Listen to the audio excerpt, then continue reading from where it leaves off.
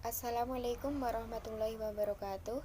Saya Putriana Sari ingin memaparkan materi yang bertemakan kepemimpinan dalam sistem pengendalian manajemen yang disusun oleh 1. Badriyatul Mukarromah dengan NIM 6304002000034. Yang kedua yaitu saya sendiri Putri Anasari dengan NIM 6304002000076. Yang ketiga yaitu Agung Wildan Firmansyah dengan NIM 6304002000084. Selanjutnya, pengertian kepemimpinan dalam sistem pengendalian manajemen. Kepemimpinan sendiri adalah upaya mempengaruhi kegiatan pengikut melalui proses komunikasi untuk mencapai tujuan tertentu. Para ahli lain berpendapat bahwa kepemimpinan adalah sebagai seni untuk mengatur individu dan masyarakat, serta memotivasi semangat mereka untuk meraih tujuan yang telah ditetapkan.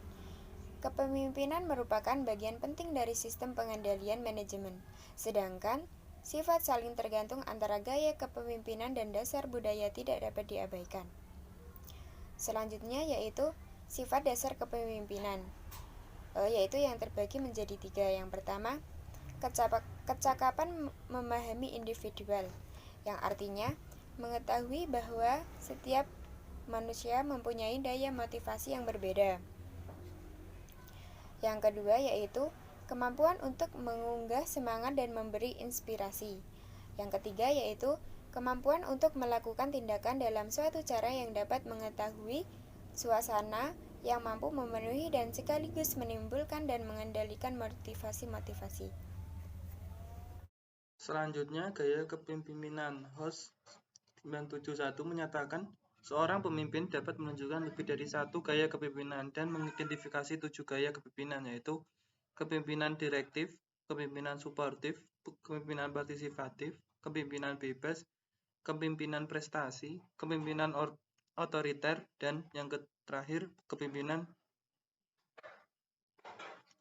demokratis. Teori kepemimpinan. Teori pengaruh kekuasaan. Teori menyatakan bahwa kepemimpinan adalah sumber pada kekuasaan dalam satu kelompok atau organisasi.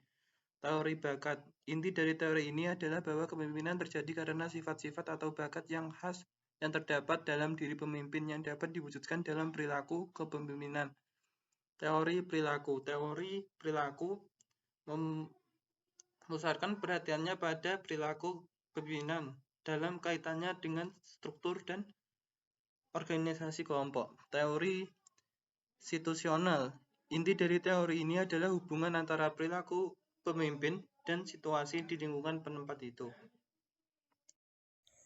Tingkat kepemimpinan itu ada 5, yaitu 1. Position level, 2. Permission level, 3. Production level, 4. People development leader, dan 5. Pinnacle level.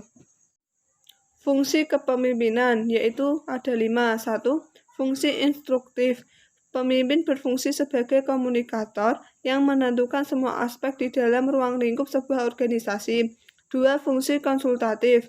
Pemimpin bisa menggunakan fungsi konsultatif sebagai komunikasi dua arah. 3. Fungsi partisipasi.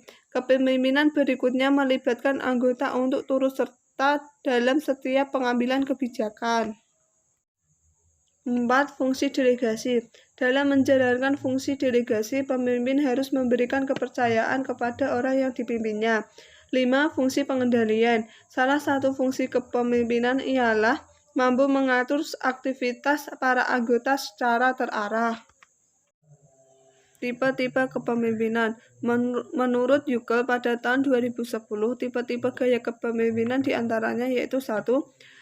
Charismatic leadership, 2. Transformational leadership, 3. Transactional leadership. Sekian dari kelompok kami. Wassalamualaikum warahmatullahi wabarakatuh.